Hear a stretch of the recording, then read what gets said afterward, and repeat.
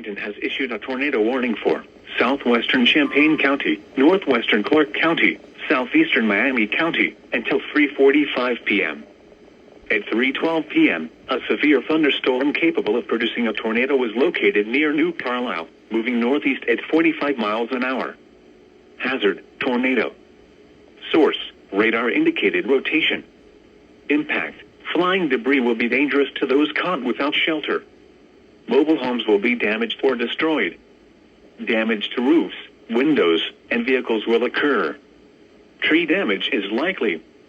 Locations impacted include New Carlisle, St. Paris, Brown, Christiansburg, Northampton, Tremont City, Thackeray, Terre Haute, Haven View, State Route 41 at State Route 235 and Dial 10.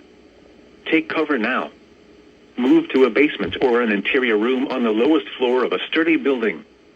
Avoid windows.